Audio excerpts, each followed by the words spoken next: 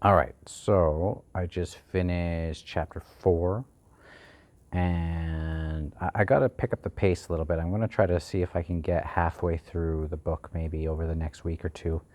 In real life stuff, I did get one of these parts in this thing I auditioned for with my kids. So that's going to take some time away from writing and a whole bunch of other things, but it'll be fine. I'll still push forward. This was a little bit of a boring chapter for me. You'd think I'd be more into like the Kachain Chamal stuff and the stuff with the snake and with Torrent,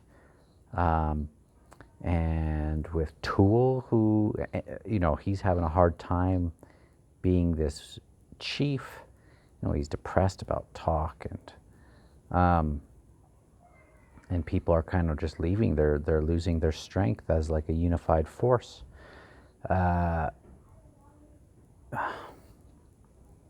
What else? What else happened? This person was tripping, and pretty sure she saw Haborik at one of these jade statues,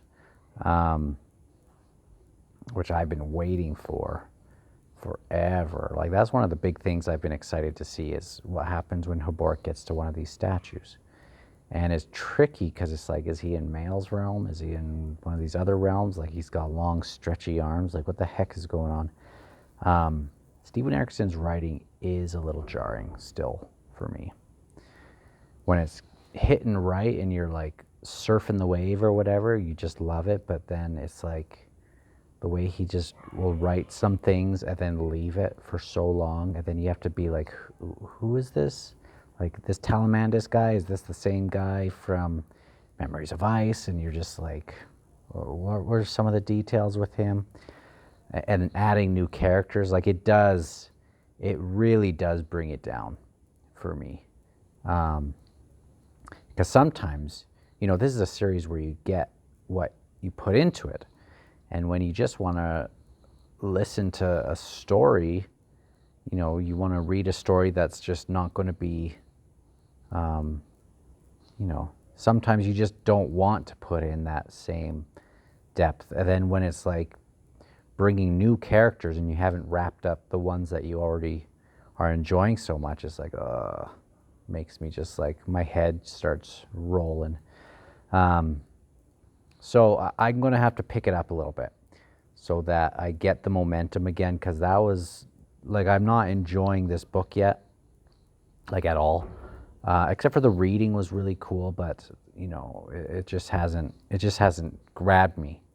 I loved Toll the Hounds from start to finish, mostly because it was so thematically rich with things to extract, but I just haven't found that with Dust of Dreams yet.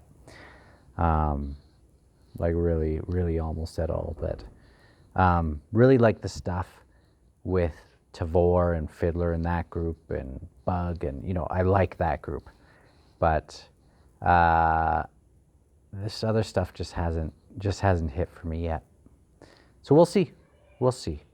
Going to pick it up, probably going to read chapter 5 tonight, and at least get done the first sub-book right away, just so I kind of get things moving a little better, because, it reminds me of, in the time since I've started Malazan, with my daughter, we read all of Harry Potter last year. We flew through all of those in a year.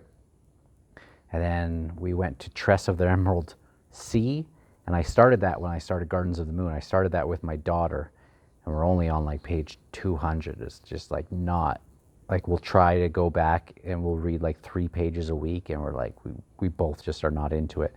And so I don't want that to happen here, especially after all this journey that I've been on.